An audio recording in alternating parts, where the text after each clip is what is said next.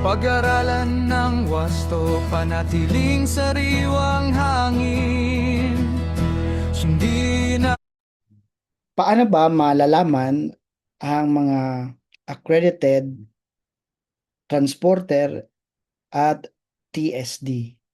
Saan makikita ang mga list ng mga accredited transporter at mga accredited treatment, storage, disposal facility?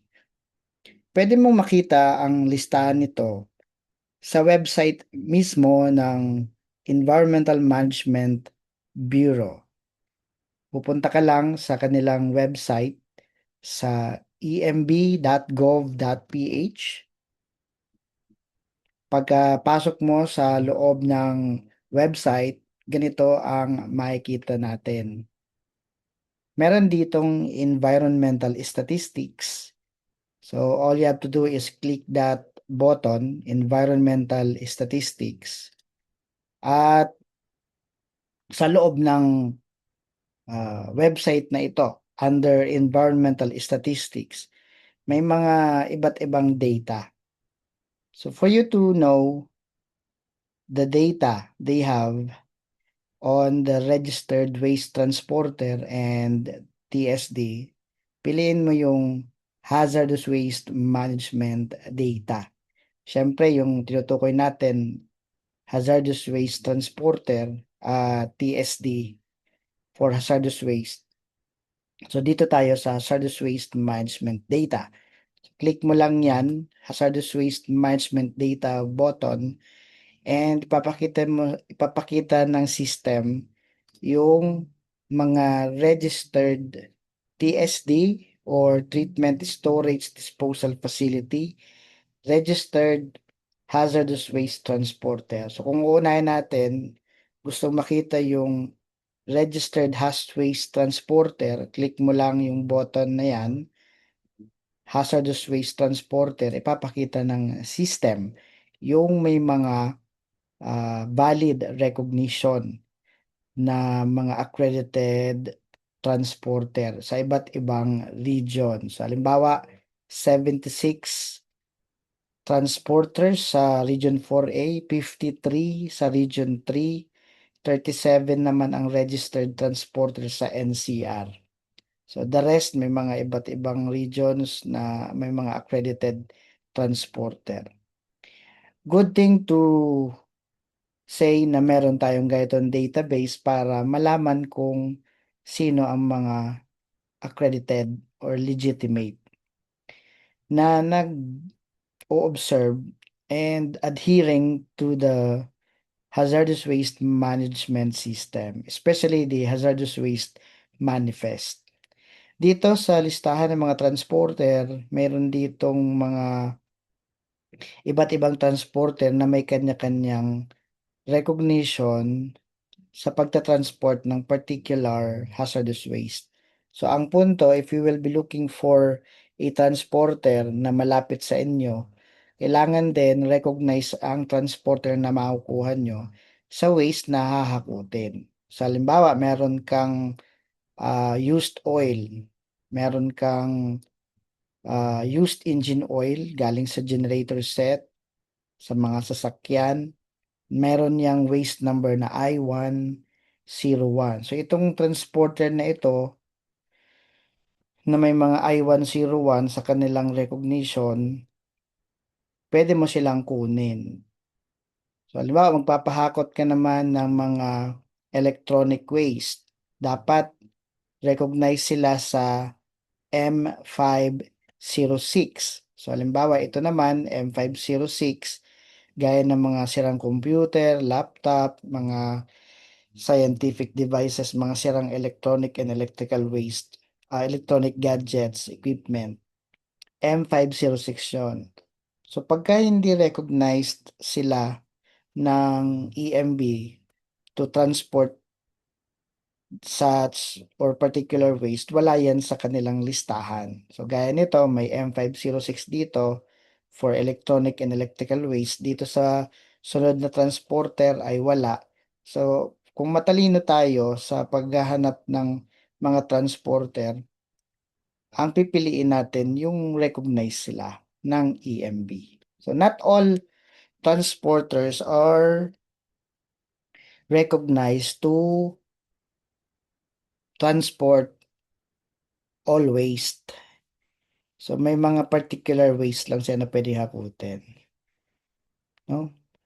Nearly every transporter can collect hazardous waste, but not all transporter can collect all particular waste. Meron lang all kind of waste. So meron lang particular. Ano pa? So I hope meron tayong natutunan dyan. So about 215 number of transporters as of this very moment based dito sa database. So yung mga wala sa listahan, dalawa lang yan. Una, hindi talaga accredited ng EMB. Pangalawa, baka pending yung renewal ng kanilang recognition, ng kanilang registration. Okay? So, kapag naman yung transporter ang nakuha nyo, hindi na kayo problema niyan sa TSD kasi during registration, automatic yan. Pag nagre-rehistro ka bilang transporter, dapat meron kang kamowa na TSD. So basically, hahanapin mo lang talaga ay transporter, solve na yung TSD mo. Maliban na lang, may gusto ka, meron kang choice na TSD. So kung gusto mong malaman yung mga accredited din na treatment, storage, disposal facility, dito pa rin kayo sa website ng EMB at doon pa rin sa environmental statistics at dito ka naman tumingin sa hazardous waste management data tapos registered treatment, storage, disposal facilities. So kung meron kang gusto, choice mo na TSD, you can look sa transport sa website na ito. Pero mas madali na kung doon ka nakabase na lang sa transporter. Kasi sila naman talaga ang may kamuwa sa mga transporter na yan, sa mga TSD na yan. So, doon sa transporter natin na kamuwa, may kamuwa din yan na TSD. At all you have to do, checking na lang kung accredited din ba sila yung kamuwa natin. Remember, when you apply for permit to transport, you are required to submit MOA, Memorandum of Agreement. The Memorandum of Agreement between the waste generator with the transporter and TST. Kaya may tinatawag tayong tripartite agreement. So sometimes, kamowa nyo yung transporter naman kamowa niya yung TST. Pero as the main waste generator, you need to know your accountability and responsibility na hanggat hindi yan natitreat, nadidispose, responsibility mo yan. And we need to adhere to the hazardous waste management system. Now we shall only coordinate with registered transporter and TSD. So checking na lang, check mo dito sa database ng EMB kung registered din yung pagdadalhan. So nakalagay na yan sa MOA kung saan dadalhin, saan ang destination. And ang ating suggestion, piliin nyo yung category A na TSD dahil mas kompleto na yon. Meron na silang treatment, meron pa silang storage at meron pa silang disposal facility. Ibig sabihin, one-stop shop na yun doon. Wala na masyadong dagdag sa expenses. Kasi pagka nakuha nyo transporter lamang at may pagdadalhan na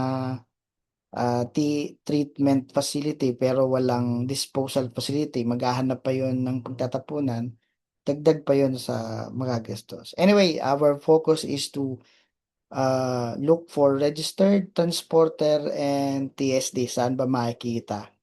So, dito sa website ng Environmental Management Bureau and then Environmental Statistics, Hazardous Waste Management Data, And then dito na sa tatlong ito na pilian.